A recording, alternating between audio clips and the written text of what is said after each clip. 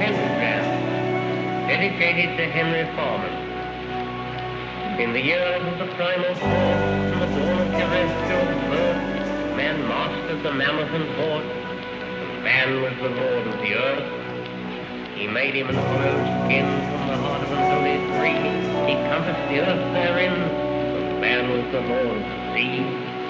He controlled the vigor of steam. He harnessed the lightning for hire.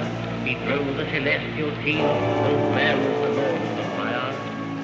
Deep mouths from their thrones.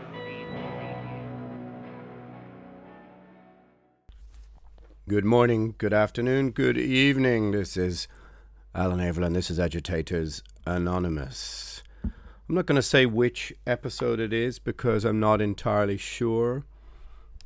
This could be 19, could be 20, could be 21, could be 1937, could be 1964, could be 2023. Who knows? Well, I thought what I would do is make this episode a little bit unconventional. And read a column I wrote a couple of years ago, maybe 2 or 3 years ago, which dealt with depression. And then take a look at some of the meanings of some of the things that I was feeling when I was writing that, but also because I'm getting a lot of messages from people who are having a very difficult time with their mental state, with dealing with what's happening, with trying to make sense of what's happening. And this includes me, and I think it's probably something we're not talking about enough, at least definitely in terms of trying to understand. I mean, of course there are people who are going to expect me to now say in the music industry how we're dealing with this, that and the other, and there is an element of, you know, tighten your belt, tough, stiff upper lip about this, which sometimes I subscribe to, but an element of, you know, you had it so good with your messing and you're carrying on and you're rambling around the world for years that this is just your kind of, this is the grand leveler, this is getting back to what life is really about, and that's a bit of struggle and hardship and all that kind of stuff. Which, look, I mean, playing music, being involved in the music industry or the entertainment industry, whatever you want to call it, is not the same as working in a field in 1952. I would accept that. But all things are relative, and I think that very often we get blindsided by what we perceive are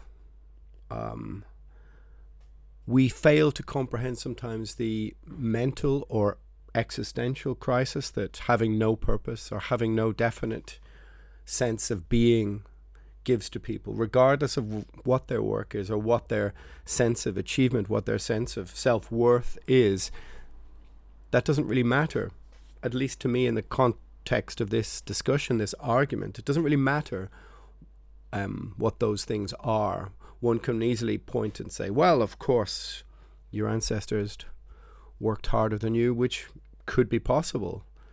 But then again, my further ancestors were also hunter-gatherers, so I don't know. What do people want? I understand the context. However, lately I thought I would do an update on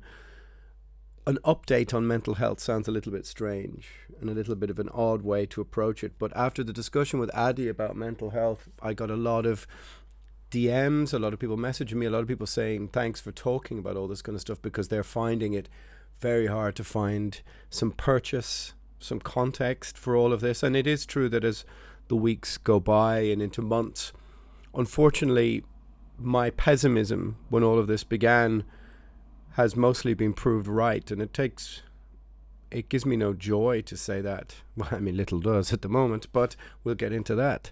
But there is, it gives me little of the I told you so's to say, yeah, well, this is kind of what I thought would happen as the months go by and the restrictions move back and forwards, grow tighter in some countries compared to others. In Ireland, we've stepped backwards to about where we were a month or two ago. There's curfews at 11. There still is no real way of socializing, of doing all the things that people did before. And I sense that there's a very great fatigue in the city, and I'm sure it's the same in your city. And part of this is exacerbated by 2 months of awful weather. Right now it's dark and gloomy and raining and about 11 degrees. And it's been like this for a lot of summers over the last couple of years. We've had the odd good one. And there's people who will always say, sure, look, it's Ireland. And why there's more Irish than complaining about not having any weather. There is little more cliched and dull and boring than falling into that rather typical Irish trope of complaining about there being nothing to really complain about, because we don't really have excesses when it comes to those things. But at the same time, it really does make a huge, big difference to your mental state. And that's what I'm going to start to get into now a bit. And that is vitamin D and a bit of sunshine works wonders. You know, there ain't no suicide stats for Costa Rica, as the man says, but stand them up to Belarus and you got something to examine. And this is the truth. And that is that an awful lot of people complaining about a heat wave and this, that, and the other. But believe me, the opposite is far, far more depressing. Every day, grey, rainy, overcast. But for those of you who don't really know what depression feels like, it's like a weight, an incredible weight on your shoulders. It's almost forcing you down in the bed in the morning where you just feel there's no purpose or point to getting up. You have no motivation. You have no understanding of purpose. And that's been incredibly compounded. Incredibly compounded? That's not great English, is it? It's been amplified by this situation because so many people are out of work, have lost their jobs, and particularly if you're creative. And as I said, this is what I speak to because this is what I am. And so whatever you may be thinking about in your particular realm of existence, that's okay and relevant to you. But for people who are used to being able to have a creative outlet, these are very, very hard times. I mean, I can't deny that the constant posting of images from festivals and gigs over the last couple of years in the summer with loads of frowning emojis on them from people discussing how much they miss not having a summer festival season or gigs or whatever else. And I think it's just that the human process, the human interaction, the human factor involved in all of this that has been so removed. And maybe it's compounded for us because we're on an island, and I think that geographically it's been quite difficult. I know some people, judging by their messages, are able to get in a car and drive from Austria to Germany or drive to the Alps, and maybe there is, you know, you have your summer holiday cabin. But this is not a very particular Irish thing. This is not something we really have, holiday homes. And you do really feel stuck on the island. And this may be something that people in other countries are able to rectify, as I said, by getting in a car and just let's go to Poland, let's go to, I mean, look, if you really want to, you could probably drive from Germany to Albania. But however, how we deal with this feeling of isolation fundamentally is really complex. And it's quite an existential thing, I think, because what you're talking about is the lack of purpose, the lack of any sense of achievement, of, I suppose, your self-worth. Well, I don't suppose, I know your self-worth and identity is wrapped up in that. And how we deal with this diminished sense of agency in the world. That's the most problematic thing that I find, is that it runs contrary to human nature to be, at least for me, I like to set goals and focus on things. Every 3 months I must do this, something new creative, some song to have worked with somebody else, focusing on a new album, focusing on something creative. And there has to be a new tour that's coming in the process, 9 months, a new thing. There always has to be something to focus on. Now maybe that's because I never usually maybe haven't worked the same 9-to-5 jobs, and I'm sure there are people for whom this last couple of months initially was great. They got a paid extra leave from a job they disliked, and if that's you, that's fine, but it must be dragging on a bit now, right?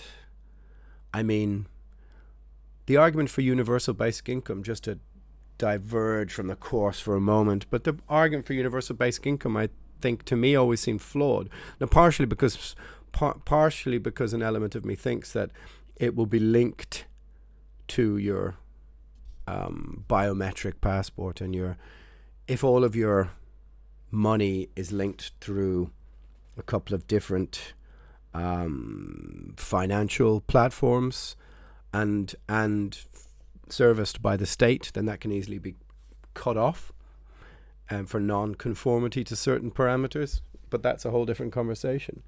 But at the same time, what I mean by universal basic income is that I think that we're seeing now how frayed people become if they don't have a purpose. Now, okay, that isn't the endorsement for the hyper-capitalist ethic of taking advantage of workers or anything like this, and that's a whole other story to get into. But what it is that people need a structure, a purpose, and a definition for their day, and without that, they drift from the shore. And I feel this profoundly lately as the months go by and there's no end in sight, when you have no line that you can approach to go, if I knew on March the 1st this will change, that's the date that we have a vaccine, or that's the date where things reopen, then you can hunker down, you can pull the people that you want to tighter to you and try and make a structure that makes sense for you to make sense of that time period, but with no particular end in sight. A family relative said to me, well, if this is how it is for 4 or 5 or 6 or 7 or 8 years, this is how it is. This could be the decade ahead. And you'll come out of it and you'll be 55 and you'll think to yourself, well, didn't that give me or grant me some greater character? Now, that seemed like an alarming prospect, but I mean, didn't the Great Depression last most of that decade? Is that really what we're looking at? Is this the counterbalance to decades of more or less having things go our way? Now, okay, that may not be true if you're listening to this in Rwanda or the Balkans, perhaps. If you are, great. DM me, let me know what's going on there. But for the most part, at least in Western culture, I think we've had a very good run at the last 20, 30 years. Realistically, once the Berlin Wall fell at the end of the 80s, okay, some people would say that it created an imbalance in the world, a power imbalance, but we saw all the countries behind the Iron Curtain move towards greater freedoms. There was a sense in the 90s, and in Ireland as well, especially in Ireland, of growth, of calm, and we moved into, well, realistically, I think until the crash of 2008. So we had 20 years, but maybe this period we're in now is finally what's being birthed by the recession, by the kind of financial collapse of 2008. Since that moment, it's been gestating for 10 years, 12 years, and waiting to arrive. And here it is, and compounded by 10 years of social media derangement. But what it is the potentiality for a decade of turmoil, of unrest, of purposelessness. And that's one of the great things I always said about how the working class or people working are going to go from being used to useless. And this is how we manage to cope with this. This is a very great test. So what am I rambling about? What am I rambling about? I'm talking about mental health and what we try and do to grant purpose to ourselves, to actually be able to create a structure to get through this. Now, I've always said that doing exercise is the most paramount thing. It may be hard when you feel the great weight of depression to get out there and strap on the running shoes and try and go running. At the moment, I have to do that this afternoon, and the prospect is pretty grim, to be honest with you. It's lashing rain. It will no doubt remind me that we're severely lacking in a bit of vitamin D over here in Ireland, but you have to do it. You have to try and force yourself to have some kind of structure. There's never been a moment where I felt worse after trying to get out and exercise. There's never been a moment where I thought, well, I really regret doing that. Well, I mean, the odd one, maybe after playing with a ferocious hangover and then felt like hanging myself in the gym afterwards. But for the most part, exercise will never make you feel worse. Well, unless it gives you a fucking heart attack or something. But, them's the breaks. So that is the main thing. That's the main tenet of all of this, is that exercise and getting out and moving, that moving some endorphins and that kind of thing. That's the most important thing. Link that to diet and consumption of alcohol and drugs, and you kind of have some element of the answer. That if you're using this time period to just heavy booze and take lots of drugs and kind of quietly party all the time, and just, well, I deserve it because the world is so fucked up that we're going to start drinking at 2 p.m. on a Tuesday or whatever. Alcohol is a natural depressant, and it's going to make you depressed. Eventually. May take a day or two, but it's going to catch up with you. And I think what's happening now is that after 5 or 6 months of lockdown, is that the initial month or two buzz that people had. Buzz is a curious word in Irish. It means getting drunk. But buzz, I suppose for the rest of the world, means that there was an unexpected hum of anticipation around the circumstance and the situation, and how are we going to react. And there was defined rules and parameters, and we reacted to them, and we felt like we were doing our bit, but we don't feel like we've been rewarded. At least I don't think so, by the state with any information about, well, this will end at this time, or what the objective goal is. Is the objective goal 0.00 cases of anything? Because that's not really how these things work, at least in my opinion, mathematically. I fail to see how that's possible. If you're still going to allow flights into your borders and people to arrive from here and there, it's never going to be like that. So what's the objective? What's the goal? Because if we were to stop all industry based on how many people die in a particular industry, then we wouldn't allow anyone to drive cars or whatever else. Again, I diverge from the path. But for those of you who don't really know what depression feels like, it's like a crushing weight of purposelessness. I usually would get it twice a year, maybe for a week or two, maybe a little bit longer each time. And in that time period, you would not be able to stop your mind from racing. Constant racing of the mind, unable to really focus on one particular thought and reach its conclusion. There would be a very great feeling that you might as well, or you could stay in bed all day. You could lie on the couch and stare out the window at the grey clouds. And that's not a metaphor, that's more commentary on Irish weather. You could do that. And how would the world really change if you didn't do that? And I do know people who, during this lockdown, have been the constant mantra is, I'm trying to better myself, and I just can't think about those things. I just can't think about how dark the world is. And that's a very big problem for me, and I'm sure for a lot of people, is teaching yourself to not think about things. Now, maybe this is a Buddhist thing, maybe this is a meditative process, but I find that almost impossible. Because you want me to think about positive things? Give me something positive to think about. Sure. Now that sounds a little bit trite and a little bit spoiled, perhaps. Well, but that's how the gloomy mindset works. That's how the depressive thinks.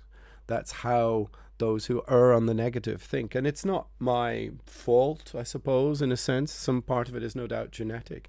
But also it is not my fault that perhaps you find the dark underbelly of the world much more fascinating. I'm not a man for small talk and discussions about IKEA drapes or the stuff we gave to charity or, these kind of things. I'm more interested in, I will ruin a conversation about our volunteer work by discussing the charity's human rights records, or wanting to know where the percentage of this and that goes, and the backstory of who created or concern, and wasn't the CEO of that in a scandal, or those are the things that interest me. And so if you always err on the dark side, you can find yourself very easily at 2 a.m. at a party discussing Jimmy Savile or Jeffrey Epstein or all of those, dark elements of society. And that's naturally what you're drawn to, because that's what, well, at least I find interesting. So having a drink, standing in the corner talking about the murder methods of the Khmer Rouge or the killing fields, that interests me. I don't really have an interest in discussing what we bought in IKEA the day previous. And that is just a kind of a mindset, a way of looking at the world or the things that fascinate or interest you. My idea of hell is going to the beach, even though I've just been complaining about not getting any vitamin D. But a beach holiday is my idea of hell. I don't need to see fat Germans eating ice creams or hear screaming kids or dogs barking or based in the sun crackling and cooking. I'm not a lizard. I don't need that. Show me a gulag or a concentration camp or somewhere where something horrific or horrible or terrible happened, and that will make me much happier in the long run. I suppose it's what you would call death tourism, something like this. I suppose that's a cliched name for it, isn't it? But I've always been more interested in being in some strange satellite Eastern European town and looking at the ruined industry or the old textile factory that's now a collapsing ruin and making my way around that. I've no interest in being at the beach. And maybe this is a metaphor for looking at all of this, and that people say to me, you've got to school yourself. You've got to try and make yourself not dwell on all of these negative things. And I find it more or less impossible, because A, that's what I'm interested in, but B, there are too many hours in the day. How do you fill the hours of your day with emptiness or empty thoughts or dwelling on positivity? Now, this is something that I find very difficult, because I've always channeled that into being creative. The hard sell of always having that dark mindset or negative mindset, guy, I sound like such a goth, huh?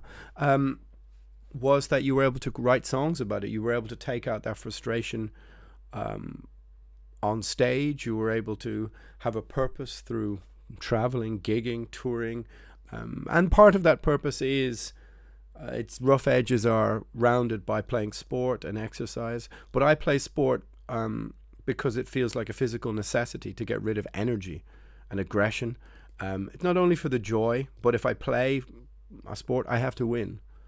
And that also says something more complex about all of this to me. I don't play football just for the joy of it. In fact, most likely, if I see somebody doing excessive skills that I think they've got their own YouTube reel playing in their head, I'm probably going to foul them and kick them over.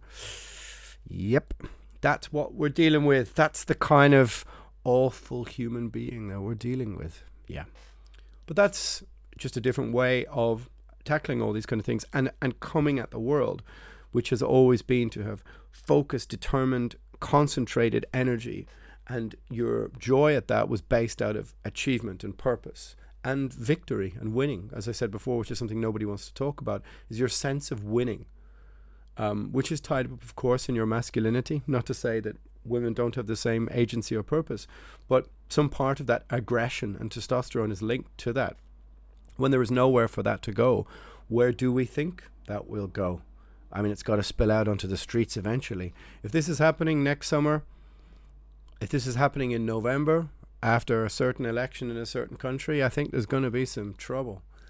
And some part of that will be the untapped energy of rage and anger and testosterone and frustration. And that's why I think the institutions of the state and governments are they're playing with something very dangerous by not addressing that. All I hear about is percentages and numbers and statistics, and I think to myself, these are all very well until people go out and pull up parts of the pavement and fling them through windows and set things on fire out of frustration. Is because you aren't addressing a broader problem. The problem of people not speaking to anybody that they don't know for months and months and months. The problem for people, elderly people who feel trapped in their own homes. The problem of agency, of purpose, of definition, of all these existential problems. I imagine they're too hard to talk about, too complex. And it's maybe not even in the remit of a politician to come out and say, we understand you're having some mental health issues. Here's what we're going to try and do to alleviate that. It's probably beyond the remit of those people. Maybe that's not what we voted them in for. But sure as hell, I don't hear many people talking about it. I don't hear many people talking about it at all. Even a simple thing, a friend asked me, did I have any spare instruments to donate to something like a migrant shelter where the people are going, well, batshit crazy because they fuck all else to do. And I thought, now there's somewhere where the state or the government could get involved by somebody donating instruments, or again, the concept, playing music, trying to deal with all of this through creativity is something that nobody is really, at least I don't hear many people talking about it. I hear lots of airy-fairy, wow, 1950s dad there. I wonder what that expression actually means. What's the etymology of it? I presume it's something Victorian. Anyway, maybe that's something for me to look up on my own spare time.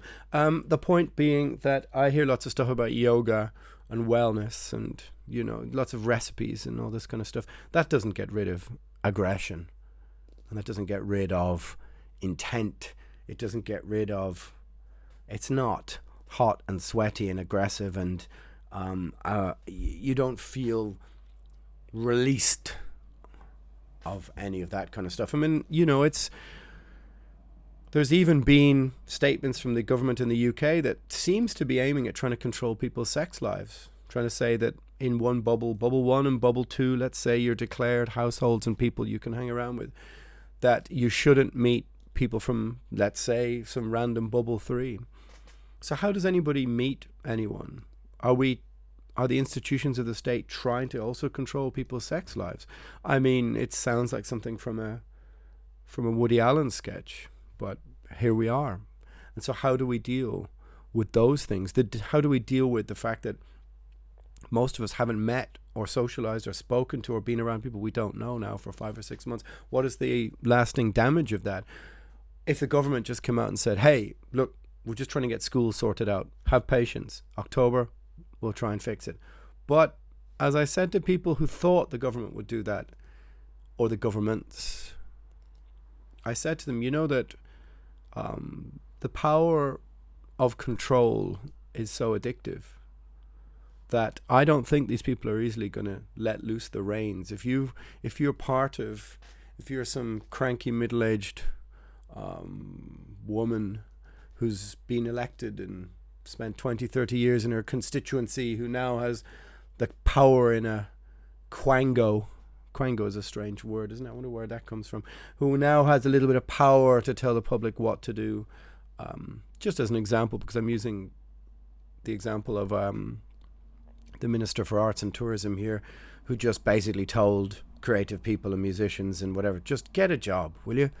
Look, face reality, get a job. Okay. These people now have a little bit of power they didn't have before. They have the power to make you stay inside. They have the power to make you live within certain parameters. And you think they're just going to give that up and go, okay, look, lads, herd immunity,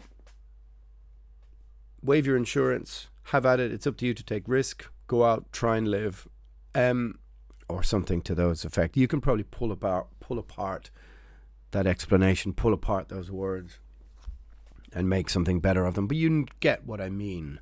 You get what I mean, right?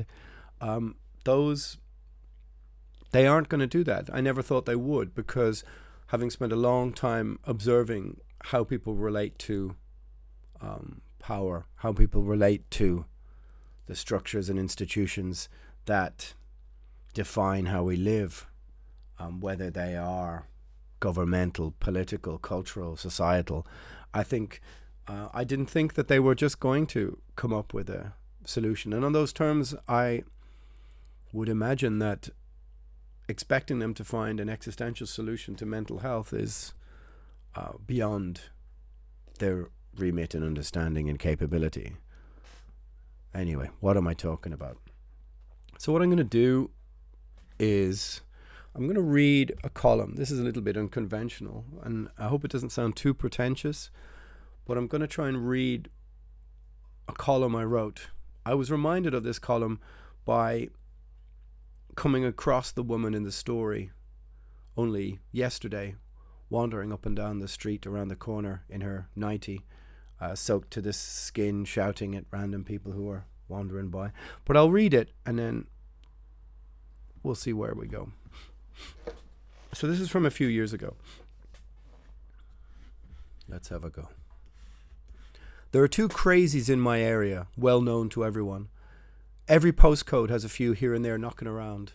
No one is quite sure where they came from, how they got to this place, and where they lay their heads at night. But over time, they become urban legends. How long is the process from the first signs of mental illness to standing in the street shouting at cars? That's something I'm not sure of. For the first time, the female of this pair, of this couple, is talking to me, or at me to be precise. She's standing in front of me in a cafe, wild white hair framing what once would have been a quite beautiful face. I guess she is in her mid-50s, maybe her late 50s, wearing a bright red bathrobe, pink slippers, and holding the tiniest glass of water I've ever seen. I half expect a nurse to come in, rushing after her to take her back to the daycare centre she's escaped from. But there's no one with her. There never is. I have Drug's gorgeous hypnotic monotony on the headphones, low, to blot out the ubiquitous pop music that's piped into everywhere, but I can still hear her shouting at me. It gets harder every day. It gets harder every day. She gestures at my headphones. I can hear her over the music. Take your headphones out. I make eye contact and sit calmly and listen. Take my headphones off. For a moment, I'm more curious to read something in her eyes, to make some contact with whatever madness is driving her, with the person she is, was, or maybe, who knows. She shouts at me to take the headphones out. A part of me wants to do that and ask what's behind all this, but maybe someone should have asked her that many years ago. I take them out and listen. It's babbling, it's babbling. The polite but stern Polish woman behind the counter, with a scar across her face, comes out to have a word, and the woman storms out, her hair flailing and slippers scuffing. A week earlier, I had seen her get asked to leave nearly every shop or bar on the strip, on the street, one by one. It was 9 p.m. She was randomly locking arms with every other man she saw and talking to them like it was her husband. Where does she go? Where does she go at night? I go back to reading about German naval expansion in the 1890s, but keep wondering who is looking after this woman. I ain't joking. That's how boring my reading was.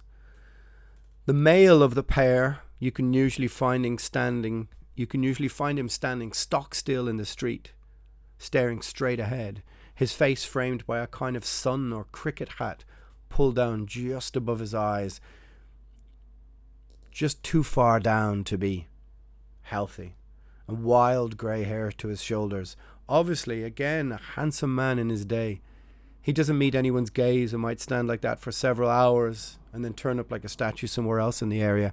I've never seen him walking. How did he get there? One day I dropped some shopping, some cheap meat coming over the canal bridge, and realised that I'd done so. I turned back. He was standing there, stone still, holding it for me, waiting for me to realise. I walked back, tried to make eye contact, took it from his hands and said thank you. He quietly nodded and got back to standing still, staring at the sky. I wanted to ask him something. You always want to ask these people something, but you don't know what the words may be. You can't form them. Somehow modern society has told us to stay out of these people's lives. I didn't know what the words were. They nearly spilled out of my mouth, but I caught them and turned tail and went off with my cheap meats. We've become conditioned by modern society to not ask how, why, where and when to people suffering from mental illness, as if they don't exist. I sit and wonder, perhaps they were a couple once upon a time, but fell foul of Ireland's dark past, where we imprisoned and tortured tens of thousands in mental hospitals across the country. Threw away third and fourth borns who were not entitled to land, or the cruelty of the church or the workhouse to new darkness. Maybe they had lost their firstborn in some tragic circumstance and had been driven mad with guilt, given electroconvulsive shock therapy to ease the pain, or perhaps it was just genetic bad luck and they were always going to end up in this place. They were always going to end up in this place. Something triggered inside, something broken. Standing in the street looking for someone to listen or someone to ask. Everyone now seems to think they're mentally ill. Everyone is anxious. Everyone has something to peddle. Everyone wears their mental illness as a badge of individuality. Is this true? Or is it the greatest victory of the pharmaceutical companies, in cahoots with local GPs and doctors, getting kickbacks from the meds they prescribe us to make us medicate ourselves? They took advantage of the more spurious notions of pseudo-psychology. And as we began to develop the drugs in pill form in a post-World War II society, they saw their market blossom. We can now go online, checklist ourselves, rate our personality disorders, rate our children, medicate our children. Handy conversation pieces over dinner that we can use to justify our relationship to society. Kids are on antidepressants. We fill them with Ritalin. We Prozac ourselves, or whatever the names of the new pills are, into a state of non-committal calmness. The zombie apocalypse is already well and truly here. Glue a smartphone to your hand and you may as well withdraw from this world, not only emotionally but socially as well.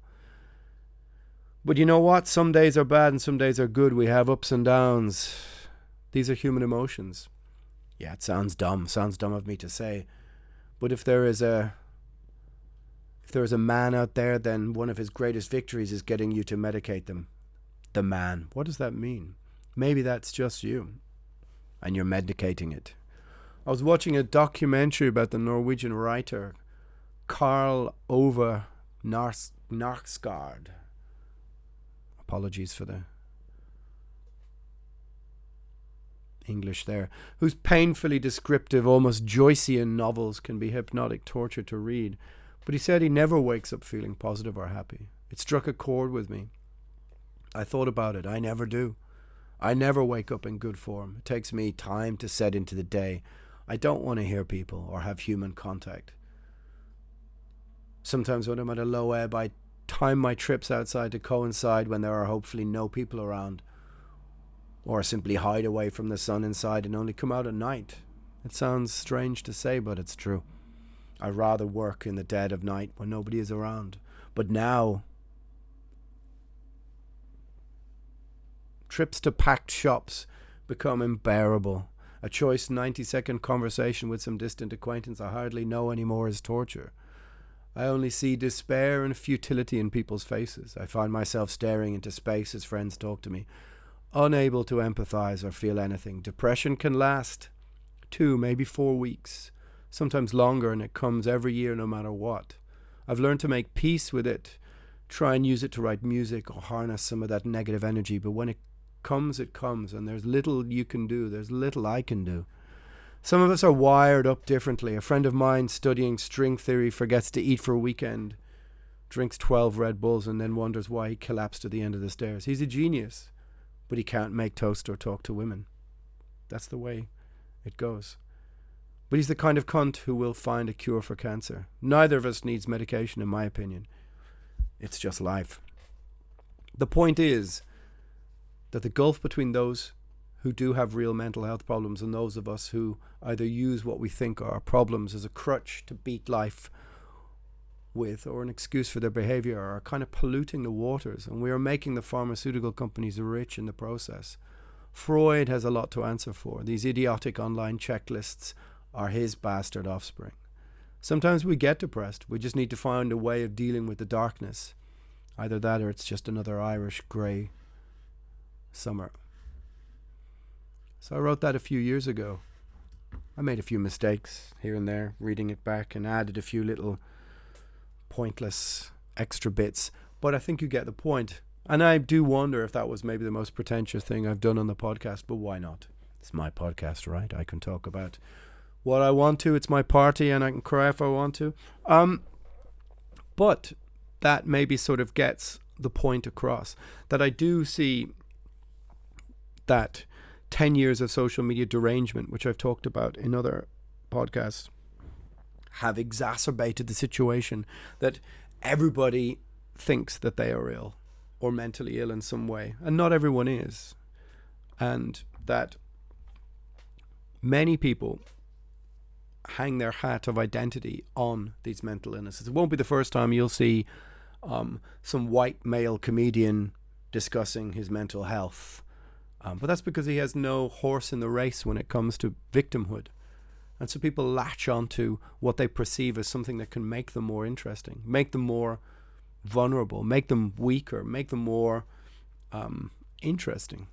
And sometimes people hang their hat on these things. If you've ever met somebody in one of the third or fourth sentences that they say is something to do with their mental health or depression or illness or anxiety, or, well, sure, that's how I deal with the world as an anxious person, or blah, blah, blah, then you're probably, in my opinion, dealing with some people that view the world subconsciously through this prism of narcissistic social media derangement, maybe, because emotions like that are natural. The idea that we can somehow medicate all of these emotions away and live some Instagram story of a life is unrealistic. And it's something that's been promulgated or propagated. Those are two different words, right? Something that's been propagated by social media, that we're always shown these pictures of somebody else living a better life, designed to make us feel insecure and inferior on those terms. And that's not how life is. But that's how an Instagram story makes things appear. How it must be to be a young person, a teenager, at this time when your hormones are developing, and all you're getting is these mixed messages. These messages that your life, your better life, is something that you never live. But this is exactly one of the parameters of life, and that is that things don't always go your way. Like I said, the narcissistic, selfish urge of modern living has inculcated an entire generation of people with the belief that everything must be always challenging. Everything must be always part of their best life. Everything must be that 90-second or that minute-long Instagram story of unbridled joy and happiness. Now, that may seem contradictory to you when I've talked about how my own attitudes to life are in that simple joy. It can be a little bit hard to find, but I think that's more something genetic. That's something more to do with my age, a little bit different. But it is true that the trials and tribulations of young people not coming to terms with the fact that there is a lot of drudgery and banality and boredom and gloom to life, and that your opinion doesn't always matter, and you don't need to tell everybody at all times. That's quite a complex circle to square, or square to circle, or whatever you want to call it. Anyway, what am I talking about? I'm talking about mental health and what we can do to try and alleviate it, what we can do to try and help it. And it's a struggle. It's a struggle for everyone, because at the moment, as I said, agency, purpose, purposelessness, trying to find a port in the storm of albeit a very dull storm. I really thought the end of the world would be a bit more exciting than this. Thought I'd get a bit more bang for my buck out of the end times, but well, maybe I was played by the algorithm as well then, and this really is how it is for the foreseeable future. And like I said, it's like living in communist state in 1988, you know. Victor and Boris, they go to a factory, work maxing tractor engines all week, and they have beer at weekend. They laugh, they sing. This is life, you know. Something like this, etc. And that's maybe how it is for now. But the problem is that, of course, in that Frankenstein of a satellite state in 1988, you weren't constantly channeled in to your subconscious or to your frontal lobe images and stories of how great, broad, vast and exciting the world is. You lived in your satellite state, and maybe that's all you knew, really. You know, in medieval times, most people lived and died in the same 10 or 20 mile radius, and that was a big journey, was going to the next city. And when you hear stories of Victorian explorers traveling the globe, if you listen to my Crowley podcast, his adventures and his travels were insane for somebody of that time. Go back a couple of 100 years, most people just lived in the confines of their normal city town. Is that going to be the foreseeable future? Is that the plan? To have us working from home and living in our confines? Then we're going to have to find some way of dealing with this mental state. That is the problem, and that is the struggle. And it's not one I'm always winning. Or I don't think, by judging by the messages people are sending me, that other people are winning with ease either. As I said, a sense of agency, purpose, purposelessness. These are the things that we try and do. Anyway, that is a rambling podcast just about mental health. Whether it does you any good or not, I don't know. I really don't know. But I thought it was something maybe worth saying. So if you do want to follow me on Instagram to view my pithy comments, my silly stories about my previous life before the Fat Elvis end of my career, where I lived a better life, you know, that show off 60-second Instagram story of how brilliant everything is, then you can follow me on nemtianga_primordial, and together we can have exciting journeys. Patreon is patreon.com/Alan with 2 A's. Well, that is until I'm cast out from the town square and have to return with a pitchfork to burn it all down. So, on those terms, try and clear the fog if you can. That's all I can say. And that is Agitators Anonymous. Dealing with the gloom. It's just another Dublin summer, eh?